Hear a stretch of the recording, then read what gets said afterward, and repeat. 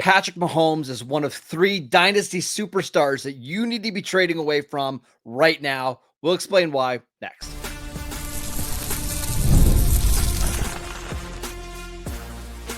You are Locked On Dynasty Football, part of the Locked On Podcast Network. Your team every day.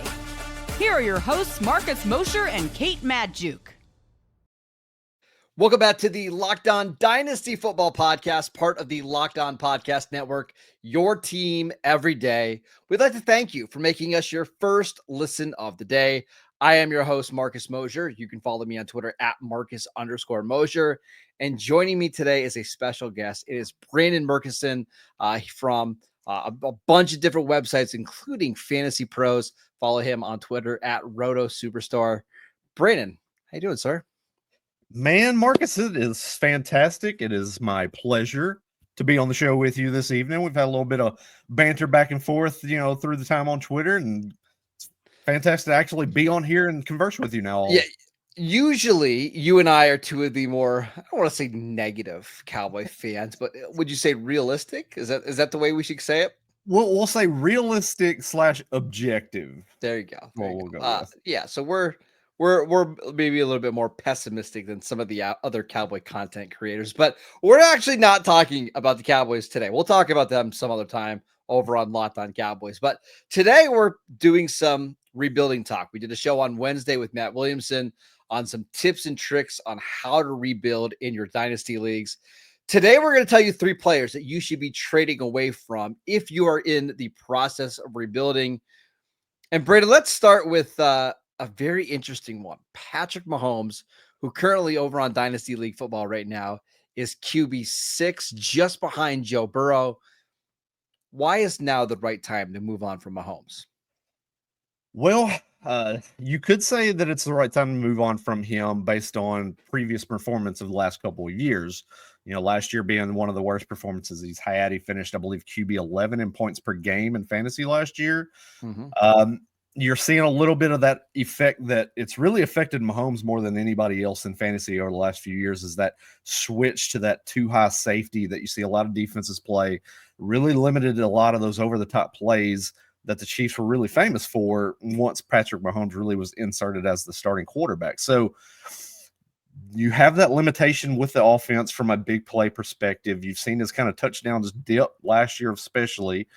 But on top of that, the reason you could probably deal him for a decent price right now would be there is some optimism with the weapons around him on the offense now. You've got Rashee Rice, legal troubles aside from that, but Xavier Worthy coming in the year 2 looked great down the stretch last year. Hollywood Brown's coming back. So you've got a lot of those field stretchers, yak type of guys that can really do things with the ball in that short to intermediate area and really kind of create some big plays. There's some optimism there, but I'm also a little bit pessimistic with Mahomes from that production standpoint from what we saw these last couple of years in that offense. Now, see, I really like the weapons. Now, they haven't been able to all be on the field at the same time, but I thought Rashee Rice was on the verge of stardom last year. Like, I thought there was a chance he could lead the NFL in targets, and we kind of saw it in the first couple of weeks of the season. You get him back. You have Xavier Worthy in year 2, played awesome in the playoffs with, their best offensive player in the Super Bowl. Mm-hmm. There is part of me that thinks, okay, hey, now that Patrick Mahomes has the weapons, maybe we see him return to the form that we saw like in 2018, 2019, 2020.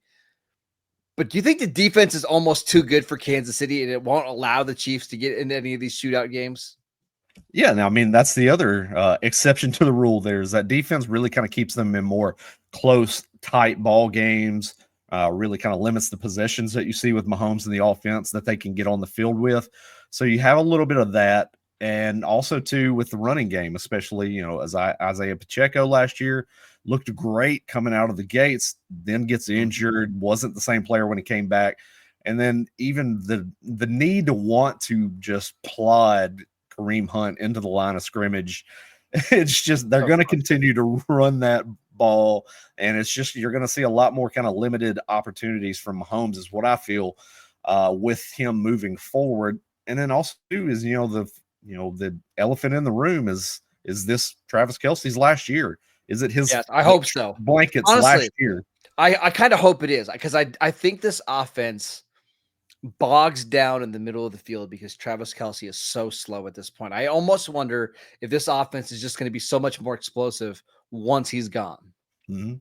That could be the case because, like I said, he is the security blanket. He's the binky for Patrick Mahomes over the years, and like you mentioned, it's just the efficiency is just gone, the speed's gone, the ability to create after the catch is gone. So they do have to find a way to really kind of hit those intermediate routes with those guys, Rashee Rice, Xavier Worthy. They're going to try to create some mismatches there with those guys all healthy and on the field together. And you have to hope from a perspective, if you're wanting to sell him away, that you can find the right other manager in your league that You sees will. optimism for that because of the name value of Patrick Mahomes. So one of the things in your rankings right now, you have Mahomes as QB 10. A couple of the quarterbacks ahead of him, Caleb Williams, Bo Nix, and then Drake May directly behind him. One of the things that Matt Williamson and I talk about a lot is there is a lot of value in these quarterbacks that are just going to be locked into being starters for the next 5-6 years. And obviously, Patrick Mahomes is one of them. We think that Caleb Williams and Bo Nix and Drake May will be, right? Those are all first round picks. But the odds say that one of those guys is going to be bouncing around the league here in the next couple of years. So how do you weigh that, the safety of Mahomes, just knowing that he's going to be a starting quarterback for the next decade, compared to maybe some of these other quarterbacks that are unproven, but maybe have more upside? And you just nailed it. It's the upside is really kind of boils down to what type of dynasty team that you have presently. Building towards something for the future, or do you find yourself in kind of contention right now? So if you're straddling the fence there and you're building for the future, Mahomes is an asset that you can move away. Like I said, name value alone is going to kind of bring you some assets back to build on. But if you're a contending team now, you can move ahead to go get a Caleb Williams or Bo Nix. We saw Bo Nix especially come in and look great last year, especially using his legs. We all love that added rushing utility from a fantasy perspective that he can bring to the table there. Not to mention it's a second year with Sean Payton in that offense. So you've got that likability there for me with those two guys that I have ahead of Mahomes. I just feel there's more upside here in the really in the short term as well as the long term with those two guys. And I'd be more than willing to move Mahomes off for one of those two guys in a dynasty format. And you absolutely can. Looking at some of the latest ADP or the latest trades from Dynasty League football, these are all real trades that have happened in Superflex leagues. Patrick Mahomes for Bo Nix in the 103 in this year's draft. I mean, ooh, sign me up. okay. Here's another one. We got Patrick Mahomes for a 2026 first round pick in Lamar Jackson. I'm assuming that you're doing that in a heartbeat. Yeah, I'm hitting the click button on that all day long. Yeah. How about another one? CJ Stroud in a 2025 first round pick for Patrick Mahomes. That one's close. I do have CJ Stroud just barely ahead. I think you're going to get a discount on a guy like CJ Stroud coming off the down year of the sophomore season last year, that slump. But with that first round pick this year, that's going to be extremely valuable with all the running backs that are coming into the league this year. I think I'm going to take that deal as well. I'm going to give you another one. Patrick Mahomes and T. Higgins. So T. Higgins, borderline top 20 dynasty receiver for Drake May and CeeDee Lamb. Oh man, I think the increase you get at wide receiver for the long term, especially, is going to put that over the top for me. Yeah. I've got him close enough with Drake May.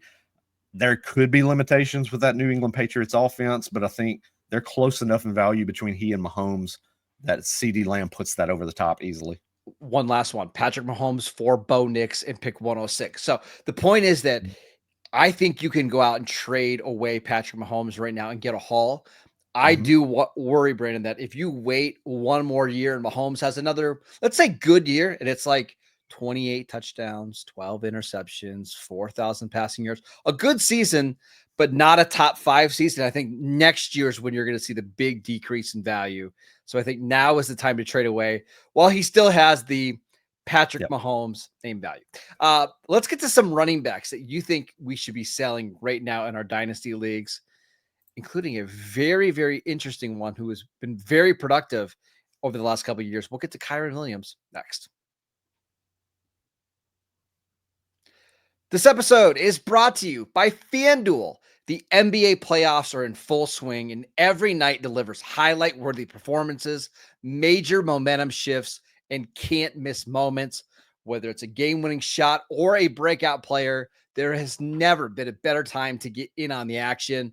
And FanDuel makes it easy to stay in the game before tip-off and live with player props, performance trends, and same-game parlays. Fans have more ways than ever to play smart and win big. I'm still backing the Thunder to win the NBA championship. I like their odds over on FanDuel. You can also go bet on who you think is going to come out of the Eastern Conference and Western Conference. So many great lines and odds available. Go check them out. And if you're new to FanDuel, it's the perfect time to sign up. Head over to FanDuel.com and place your first $5 bet. And if it wins, you'll get $200 in bonus bets. And make every moment more with FanDuel, the official sports betting partner of the NBA. Welcome back to the Locked On Dynasty Football Podcast. We'd like to thank you for making us your first listen every single day. We're talking about 3 Dynasty superstars that you need to trade away. And Brandon, you have an interesting one here. Kyren Williams, who right now in Dynasty leagues, RB10. He is being drafted as a 35th player overall, so at the bottom of round 3 in startup drafts. Why is not now the time to move on? Well, that's the thing with dynasty management and the running back position in general. You always want to be ahead of the curve when it comes to selling off these assets, especially at running back. We see these guys really depreciate in value quicker than any other position in fantasy football. And you're looking at a case in point with Kyren Williams. He's coming off of 2 very extremely productive years with the Los Angeles Rams, even though last year we saw his efficiency really take a dip last year. A lot of the usage went up, but the production that we were expecting to see really didn't spike because of that. Even though he still was a top 10 fantasy points per game running back in fantasy last year, that efficiency is enough to kind of steer you in a direction to think maybe is a time I can kind of move off of this player. And then you also have the fact of he's been an injury-prone player in the past. He comes off again the season last year. He only misses 2 games. Does he revert back to the Kyren Williams that gets banged up, misses some time? Not to mention, the Rams bring in Jarquez Hunter during the draft, a guy that's a completely different skill set from Kyren Williams.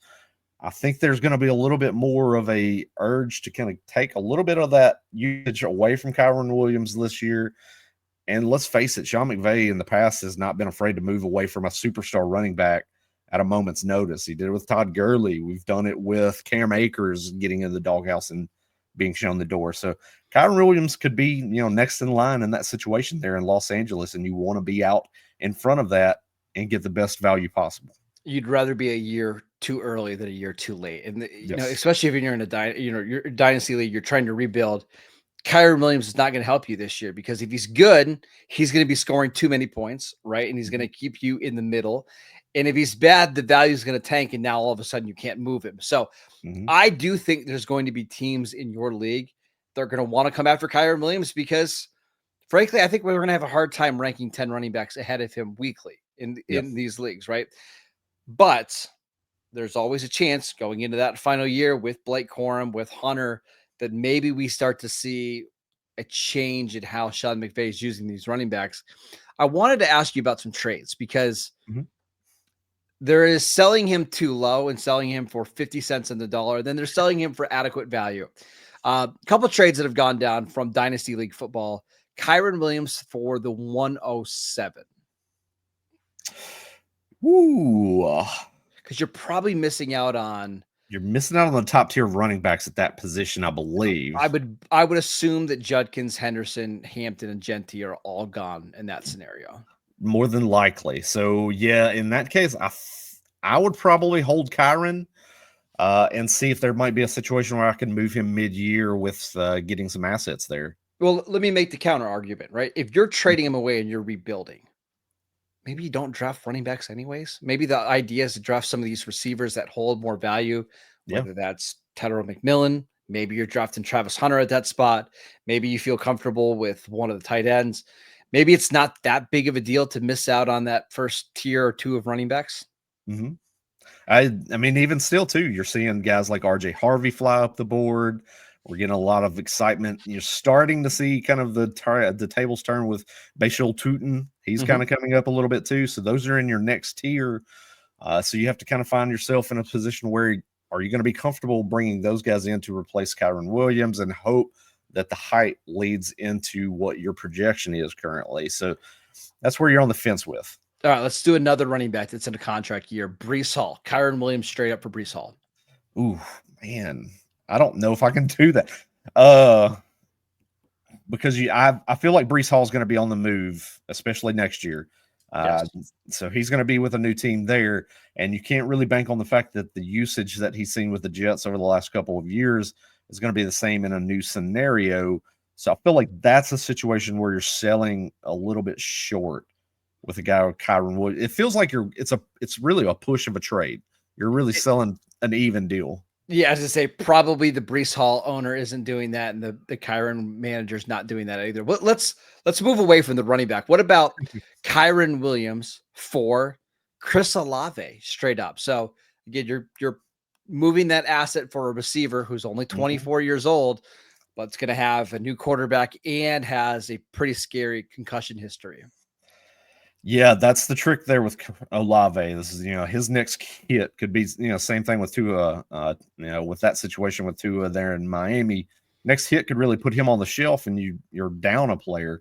But I'd be willing to bank on the upside with Chris Olave. First year with Kellen Moore in that offense, we as Cowboy fans, we know what Kellen Moore can bring to the table, especially dedicated to a wide receiver one in an offense. It's very centric to that wide receiver one. A lot of targets are funneled there to a player in that mold. So I think Chris Olave really benefits with this hire of Kellen Moore.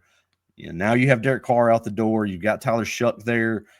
What can be seen there with Tyler Shuck? That remains to be seen. But I think from a standpoint from a fantasy perspective, wide receivers especially, we want to see targets. And I think in New Orleans, with that defense really kind of being on the bottom side in the NFL, targets are going to come his way because they're going to be playing from behind this year, possibly next year. I think you're getting the better value there with Chris Olave in that trade. All right, one more before we move on, and this is a galaxy brain trade idea. And again, this is only if you're rebuilding. But would you trade Kyren Williams away for Jordan Addison, who is being drafted in the same range, but we've got some reports. I think there's a court date here in a couple of months. Yep. I know a couple of people are expecting a, maybe 1 to 4 game suspension for Jordan Addison coming off the DUI. Do you make this trade with the idea of, hey, I want to lose games anyway. So if I could trade for a guy that I know is going to miss the first 3-4 weeks of the season, sign me up. That one, I don't think I can pull the trigger on. Losing too much value. Losing too much value right now, even though the value could kind of get closer together in terms of value throughout the year and then going into next year, depending on what falls with Kyren Williams. But you mentioned it, Addison potentially 1 to 3 games on a suspension might be suspended, but you're also getting the wide receiver 2 in an offense who's coming off a career year so far with a lot of touchdown equity there. That could see some regression coming back to the norm. But now you also insert J.J. McCarthy as the quarterback there. We don't really know exactly what we're seeing just yet. So for me, I think it's a little bit overreaching to make a deal right there for Jordan Addison. All right, let's talk about Jonathan Taylor, one of my favorite players of the entire NFL. Brandon is going to try to convince me to trade him away in my Dynasty leagues. We will get to that next.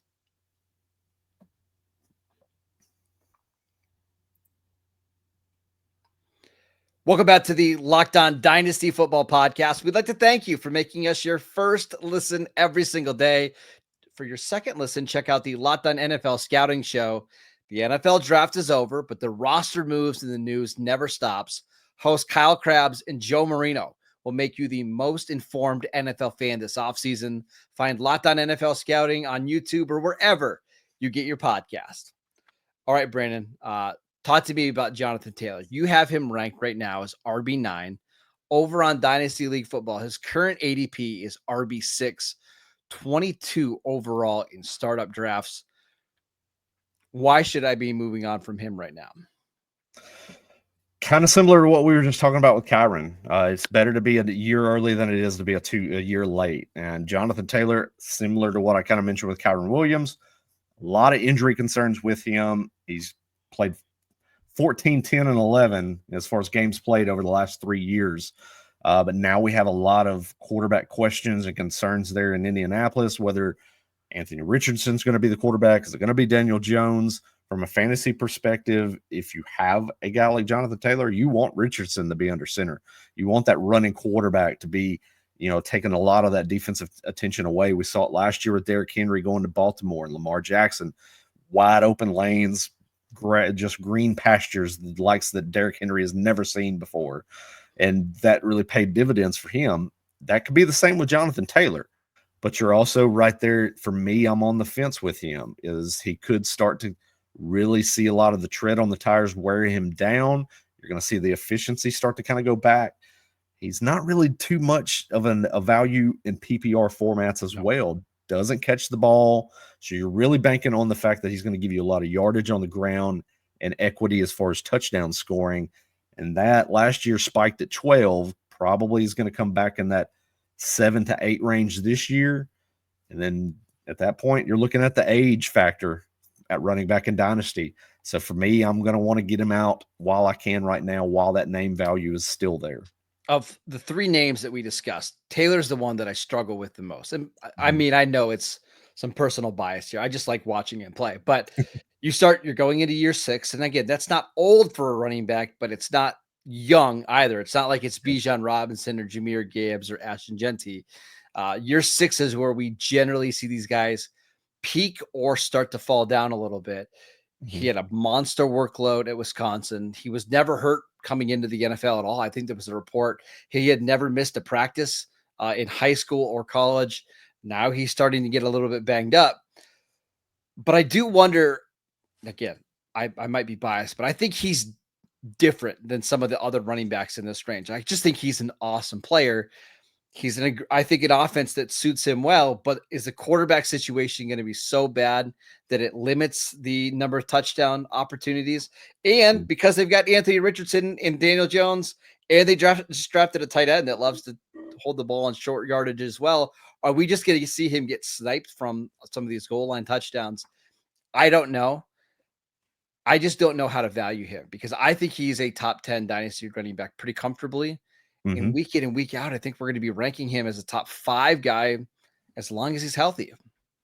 Yeah, and he should. That's going to be the thing, is he's going to have really solid matchups for the most part up and down the schedule playing in the AFC South. You got a lot of those teams in that division where it's a little bit questionable from a defensive standpoint.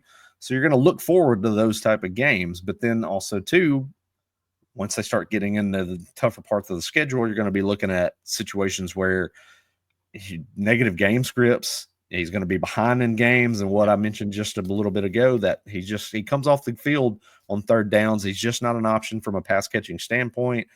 You're seeing guys kind of come on the field. Now they drafted DJ Giddens, who's going to come in there and more than likely be the third down back. Great player. He was a guy that for the Cowboys later on in the draft, he was a guy I was looking at as well.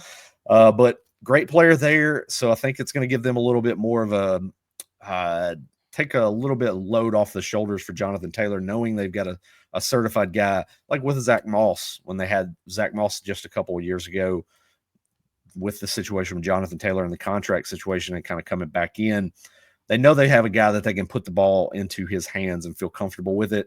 So I think that's kind of, for me, another deciding factor there with Jonathan Taylor. I think touches are going to start to kind of be pulled away from him over the course of the next year or two, as opposed to really stacking them on over the next year or two. All right, let's run through some trades, all courtesy of Dynasty League Football. Jonathan Taylor for the 105. So you're probably looking at either Quinshon Judkins or Travion Henderson there. I think I'll make that move. Yeah, I want to get younger there and move off. I do. I know that one I probably should, because you are getting younger, but man, I just think Taylor is such a better player than those guys. Let's go through some more. Jonathan Taylor for pick 110 and 306. That, to me, that's too late. Yeah, that one cannot pull the trigger on. No. Okay. Yeah. What about Jonathan Taylor for pick 108 and 204? Closer, but that's going to depend on the league that I'm in, my knowledge of my league mates, and the build of the rosters around me. Because if I feel it at 8, there might be a slim chance that I could see Judkins there. Or if I feel great about an RJ Harvey, I do that deal. But if I don't feel really good about Judkins, maybe even Harvey by the time we get to August, not being there at that pick, I can't pull a trigger there. All right, here's another one. This one I really like. Jonathan Taylor for Rashee Rice. Rice, like Jordan Addison, likely facing a suspension, one that's probably going to be much lengthier. It might not come this year, though, but Rashee Rice coming off an injury. Would you move Taylor for him? I think I would probably do that. Yeah, because Rashee Rice really kind of values out as that fringe wide receiver 1 in that offense. And like we mentioned, Taylor's kind of starting to hit the peak / downside of his career there. Last one. Jonathan Taylor. Taylor. No, not Saquon. Jonathan Taylor for Devon Achane, straight up. Oh. Again, you're rebuilding. I don't know how much that helps you there. I think I would take Achane.